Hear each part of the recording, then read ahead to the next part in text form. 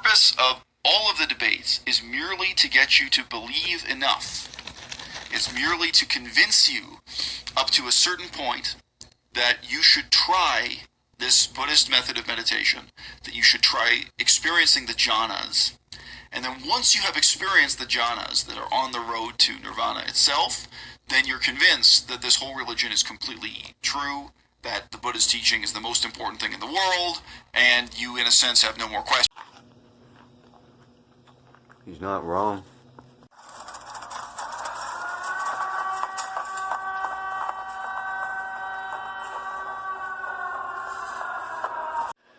Okay, hola all, welcome back to Soul Mechanics, finally back into my office. Please step in, have a seat. This is going to be continuing off of the reality check that I began back at my mom's house earlier today. For this channel that I've been informed I mispronounced the channel title. Thank you very much for that, by the way. I was not crying. It's à-bas-le-ciel. À-bas-le-ciel, I think. I could be wrong. But the thing of this is that this really turns out to be the deeper that I dig into this guy's shit, the more profound it becomes. And it's like, I don't want to get, obviously me, I'm the director. If you're involved in this, you're going to look up to me, at least to some extent. So I don't want to come across as like being overtly flattering and kissing this fucking guy's ass or anything, but shit, man, I mean, this dude, he's formidable, man, he's formidable. This is the first guy I think I've come across in this arena, in this my recorded career here on YouTube, that is like deeply impressing me. He's spotting values that nobody else is seeing. He's picking things apart in ways that nobody else cares to or has the balls to. And he's got all these like certifications and shit that I spoke of. I don't even know what they are, you know, to even tell you what they are. But I don't know what he does. But he's worldly. He's traveled all over the world. He does often. Speaks various languages fluently, semi-fluently. Apparently, some of his videos he speaks about having trouble with Chinese. But wow, he's just a very impressive fellow. He's like thinking about me, jacked up on like some kind of secret conspiracy government drug, you know, like Weapon X shit. But at the same time, I do feel as though I have an upper hand in certain areas. We'll have to figure that out as we move along here. Perhaps I can actually elicit a response at some point from this man who might be so generous as to actually reply at some point. But which, mind you, if you do wind up watching this in time, sir, I need you to fucking respond to me about that Instagram thing. It's time sensitive. It's a matter that matters. It could make a big difference. Like, right now, it's not going to make that big a difference later on. It matters now. And you're the only person who spotted it.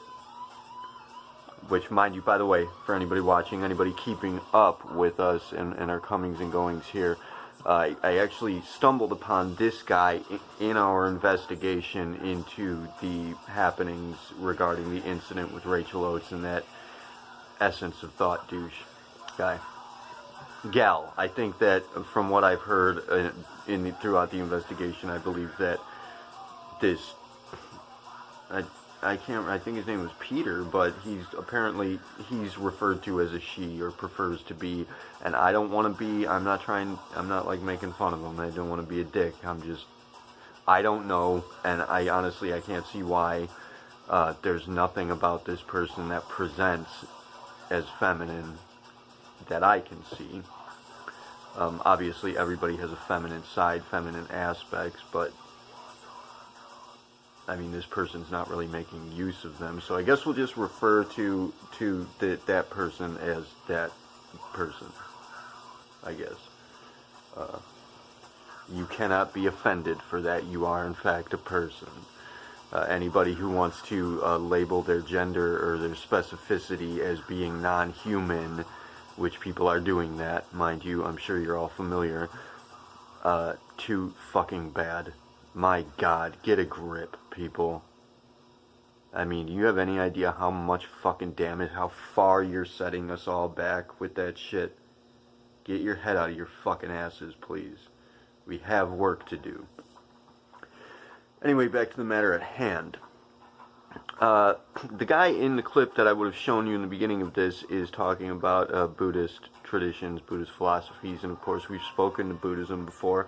Now, I have stated that Buddhism is fairly close to what you could say that I believe, in a manner of speaking, but you know, he mentions experiencing the jhanas, and that's going to convince you that it's just it is, in fact, that's what it is. That's what all of these spiritualities are, except, as I've stated before, I wouldn't regard Buddhism and elder traditions of that nature as being religions, because they aren't. And you say that in your video at face value, where you state that there are philosophical debates raised, and there are, in fact, contentions and discrepancies between disciples and the Buddha himself, and people, you know, criticizing the Buddha himself. You know, he is not regarded as being their deity, really, and he certainly isn't to be regarded as the be-all, end-all, gonna pass judgment upon you that's eternally damning character. He's not burning down cities because people are having homosexual sex. You know, this is not your classic, traditional, idealized tyrant, dictator, murderer god.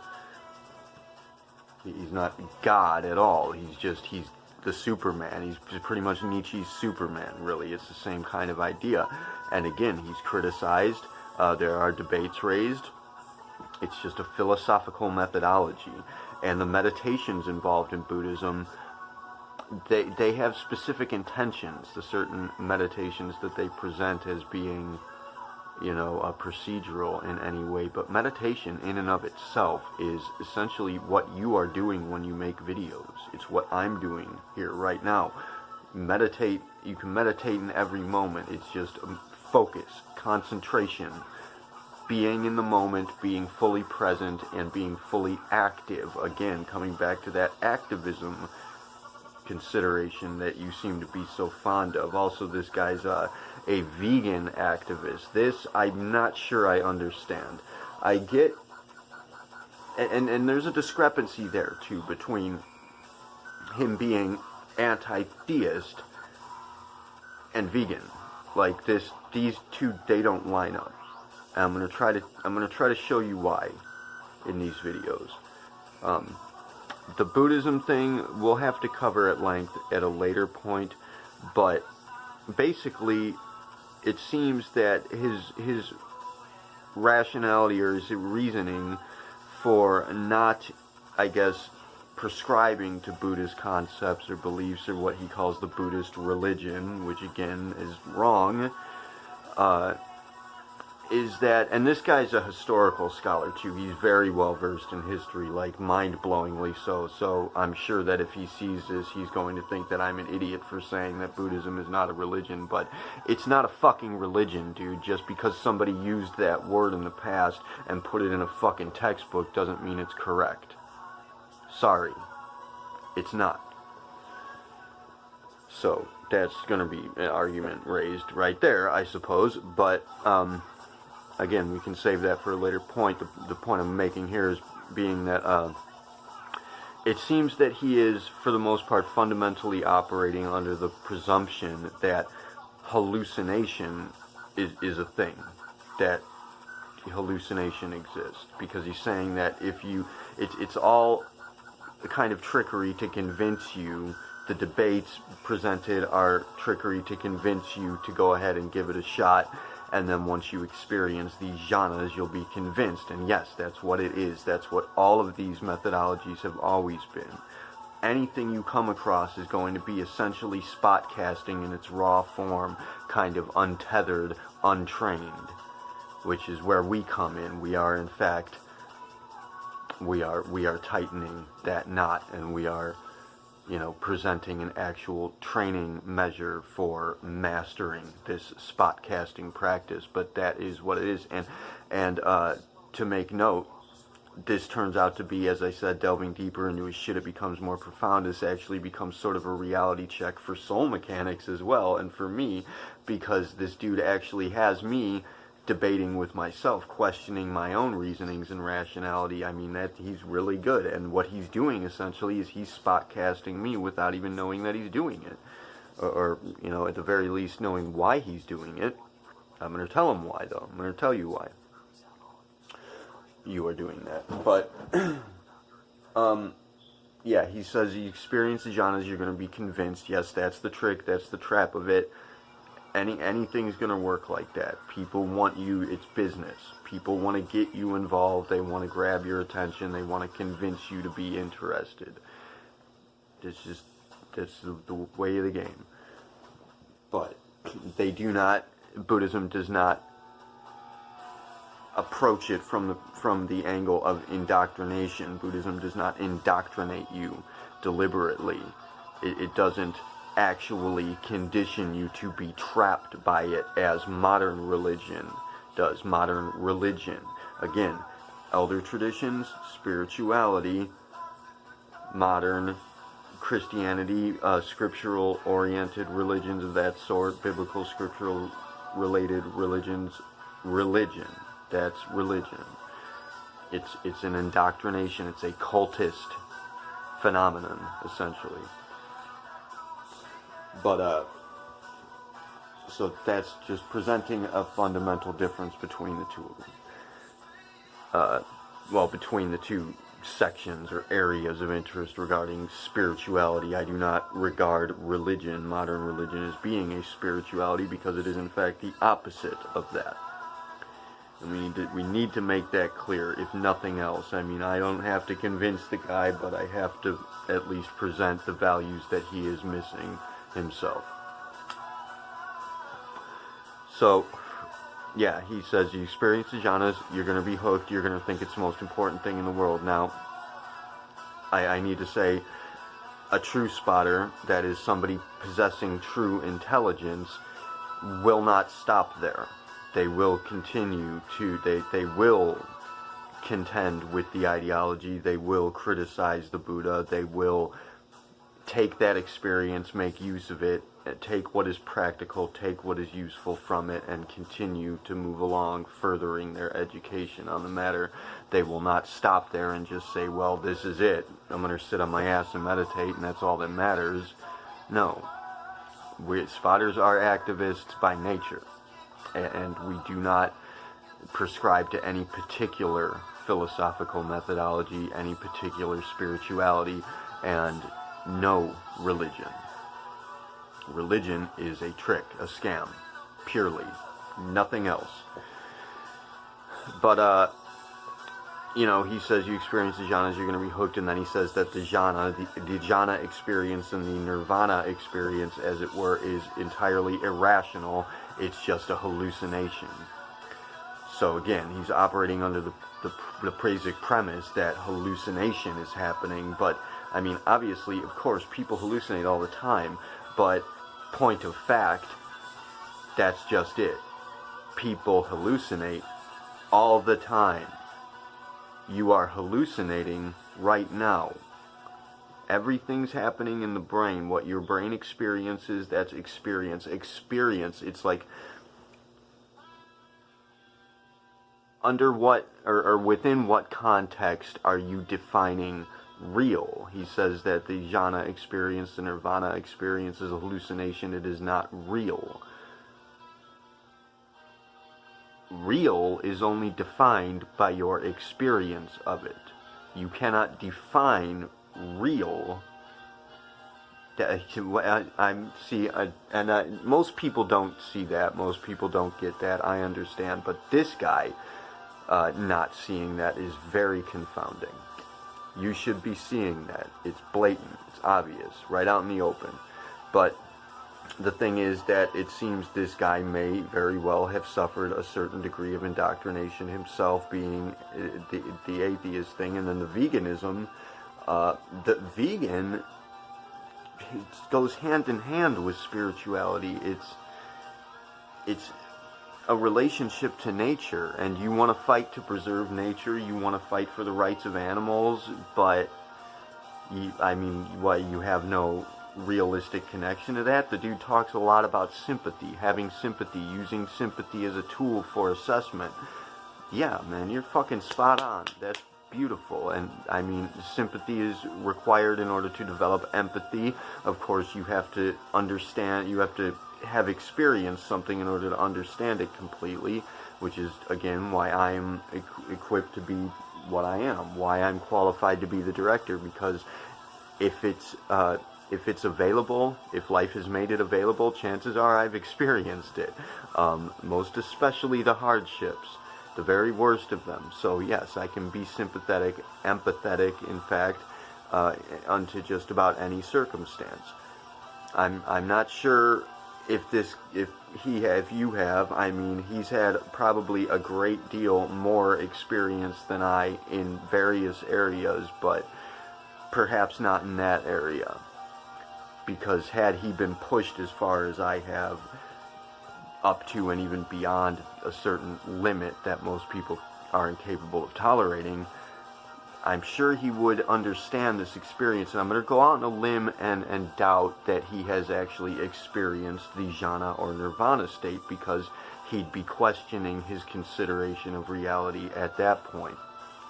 So I think that's a prime value, an essential value that's being overlooked here in his consideration of what, his perspective on wanting to just devolve into an atheist world, a purely secular world.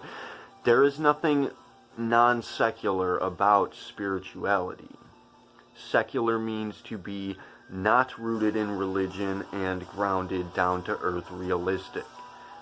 Spirituality is in fact just that. It's you're not seeing what the difference between religion and spirituality. And essentially it doesn't seem like he's understanding what spirituality actually is. But that's not what we're arguing. That's not the argument we want to raise. These are just values, vital values we have to put into play in order to raise the arguments we'd like to. Or not even arguments, really. Not even debates. Just general suggestions, considerations. Hoping to prevent this guy from fighting, from being that so-called atheist activist that he'd like to be, and actually following through with that plot, because he could be very effective in that area.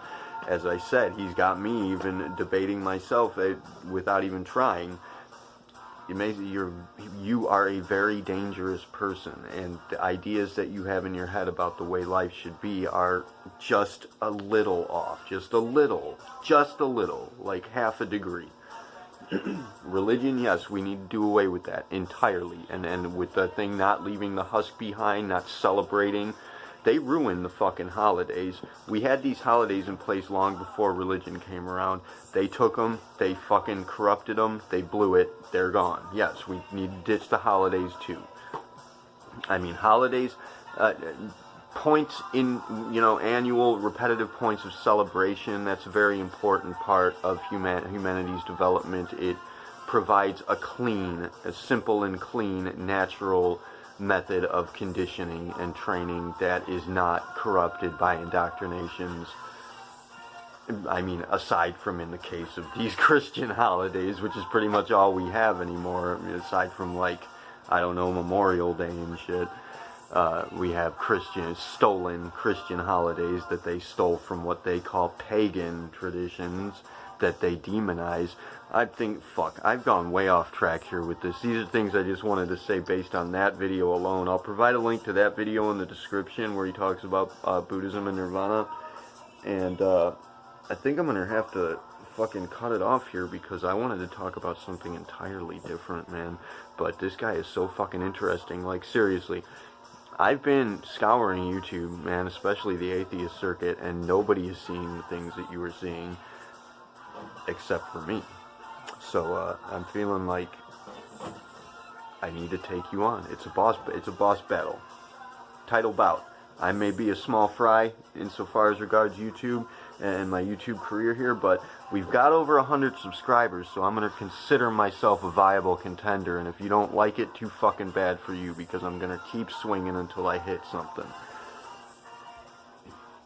Anyways, that'll have to be it for this video. I just wanted to make a quick follow-up. I wanted to do something entirely different, but I needed to make a quick follow-up to the introduction because that would have been really fucking stupid to just leave it there. So, thank you all for watching. Kila Salai, Terbiuni Siari, Namaste.